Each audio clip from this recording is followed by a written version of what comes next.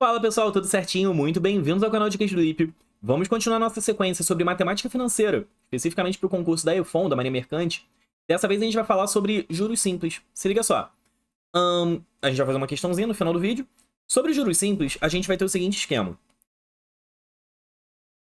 Eu tenho um certo valor C, a gente vai chamar esse C de capital, ok?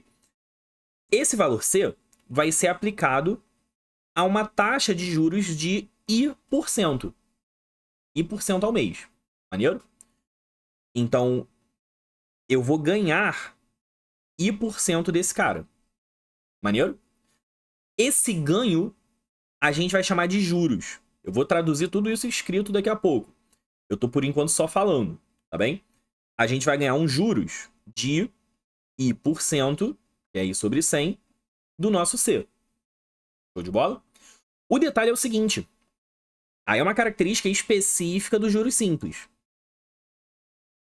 O cálculo dos juros, ou seja, esse cálculo do I% que você ganha, é sempre em cima do capital inicial.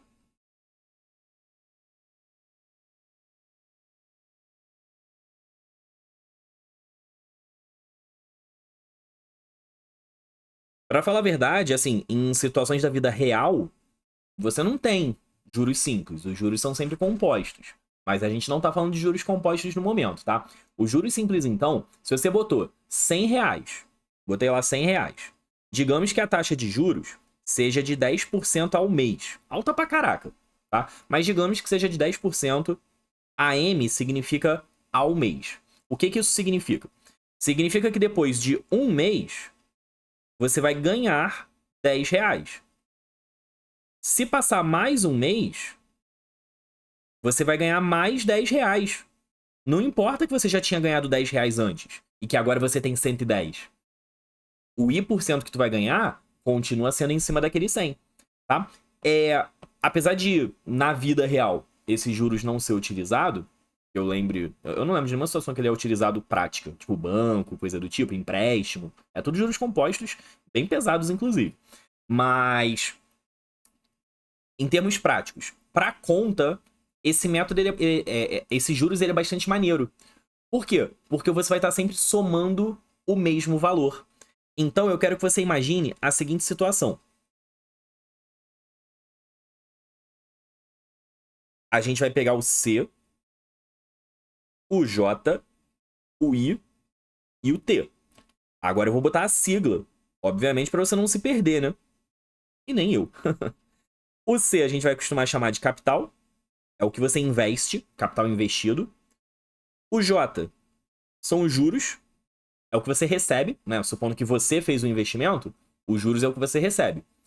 Pô, Felipe, mas quando eu atraso um boleto e eu pago juros, é porque eu pago mais caro. Então eu não tô recebendo, eu tô perdendo. Então, tudo depende do teu ponto de vista.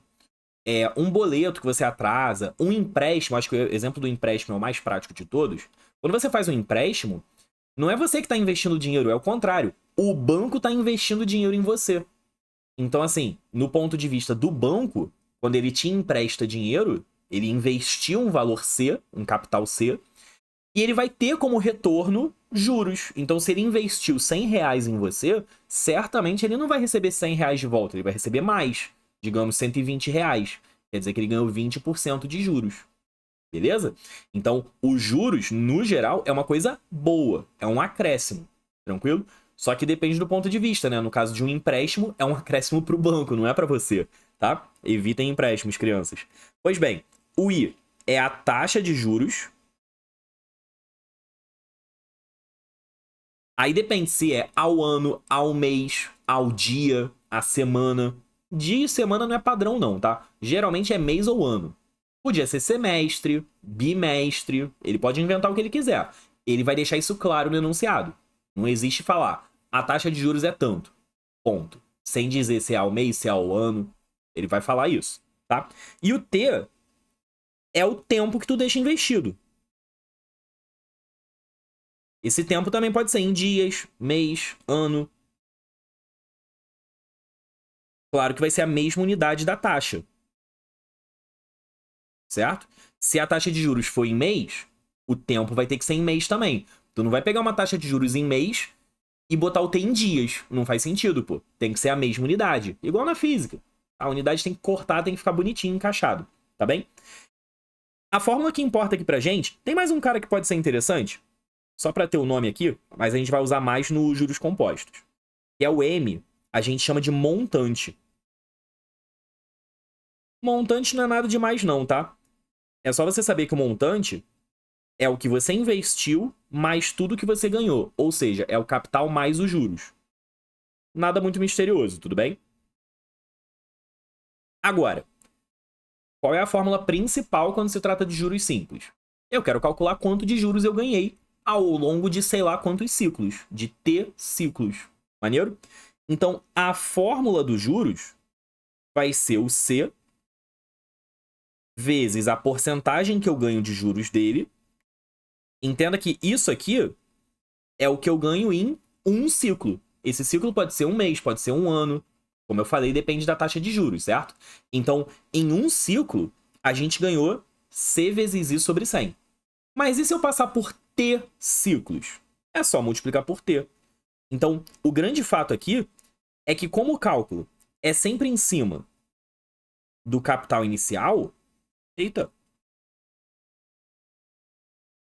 Como o cálculo é sempre em cima do capital inicial, o capital inicial é uma constante. Ele não muda. Então eu vou sempre ganhar a mesma coisa todo mês. Ia ficar como se fosse um salário. Tá ligado? Ia ficar como se fosse um salário. A título de investimento não vale a pena, pelo amor de Deus.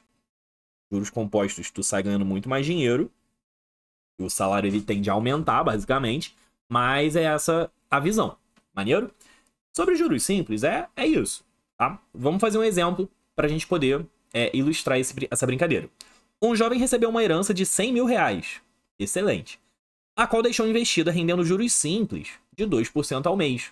E tá alto pra caraca, tá? 2% ao mês é bem alto. Se for parar pra ver vida real. Em quantos meses esse jovem terá dobrado o valor da herança? Cuidado, tá? Cuidado. Quando ele fala dobrado o valor da herança, o que ele tá dizendo é o seguinte. O montante, ou seja, o valor total que ele tem, é 2 vezes o valor da herança, que seria a herança em si, né? Os 100 mil reais é o capital inicial. Então eu não vou escrever 2 vezes 100 mil. Eu vou botar 2 vezes C mesmo, para facilitar a nossa vida, tá? Só que o montante, lembra comigo, é C mais J. E quando se trata de juros simples, eu só tenho uma fórmula que importa, que é o J. A fórmula para calcular os juros. Maneiro? Então a gente está achando ó, que os juros tem que ser igualzinho ao capital. Esse é um erro muito comum, tá? Que aí é um erro muito mais de português, de interpretação da questão, do que da matemática por trás propriamente dita. Repara só, eu falei que eu quero dobrar o valor da herança, certo? Se eu dobro o valor da herança, não quer dizer que os juros é 2 vezes o capital. Não, os juros é uma vez só. Por quê? Eu já tenho o capital. Se eu quero dobrar, é porque eu quero ter mais um, certo? Então os juros é esse mais um aqui, é mais um C. Vou botar uma outra situação para ilustrar o que a gente está conversando aqui. Digamos que eu queira quadruplicar. Maneiro? Eu quero quadruplicar o meu valor. Isso quer dizer que o montante é 4C. Vê se tu pega agora. 1C eu já tenho, foi o que eu investi. Para chegar em 4C, eu não tenho que somar 4C. Não é isso. Se eu pego 1C e somo 4C, eu vou ter 5. Não é o que eu quero. Eu quero somar 3Cs. Porque 1C que eu já tinha com mais 3Cs, que eu estou acrescentando, eu terei no total 4C, que é 4 vezes o valor original. Então, nesse caso, os juros seriam 3C. Claro que você não precisa pensar de maneira lógica, etc. Confia na fórmula, pô. O montante é 2C, o montante é C mais J, tu vai achar o J, acabou, tá? Mas é legal você ter esse entendimento que uma coisa é multiplicar o valor, duplicar, triplicar, reduzir a metade, quadruplicar, etc. Outra coisa é aumentar ou diminuir. Quando eu falo duplicar, triplicar, quadruplicar, reduzir a metade, qualquer coisa dessa, tudo isso que eu tô falando é montante. Tudo isso que eu tô falando é montante. Agora, quando eu falo eu quero aumentar tanto, eu quero diminuir tanto, aí já é juros. Tá? O que aumenta ou diminui são os juros. Maneiro? Toma entendido? Então vamos seguir. Se os juros tem que ser igual a C, agora é só fazer a conta, tá? Lembra que os juros é C vezes I sobre 100 vezes T. E isso eu quero que seja igual a C. Olha que legal. O fato da herança de ser de 100 mil reais, jovem, podia ser de R$1. A conta é a mesma. É exatamente a mesma conta. O tempo que ficaria investido vai ser exatamente o mesmo. Eu só vou substituir o I, lembrando que ele é 2%. 2 sobre 100 vezes T igual a 1. Então a gente vai ter que o T é 50. 50 o quê? Já que a taxa de juros era ao mês, esse T são 50 meses. Ou seja, um pouquinho mais de 4 anos. Pra tu ter noção, se fosse juros compostos, eu não fiz a conta não, tá? Eu tô chutando. Honestamente, eu não fiz a conta. Se você tiver curiosidade, joga no Google, joga no Excel, que ele vai fazer a conta pra você. Você não precisa fazer na mão, por favor, se livra disso. Mas só na prova, né, que você vai ter que fazer na mão. Com certeza, em juros compostos, com os mesmos 2% ao mês, ele ia levar muito menos tempo. Eu fiquei honestamente curioso para saber quanto tempo seria. Talvez no próximo vídeo eu traga o resultado para você, porque eu não vou fazer agora, não convém, tá? Mas vamos combinar que no próximo vídeo eu te falo o resultado. Show de bola? Em quantos meses essa mesma questão seria se fosse juros compostos e não simples? Fechou? Combinado? Então, terminamos aqui juros simples, bora pro próximo que vem juros compostos. Vamos lá.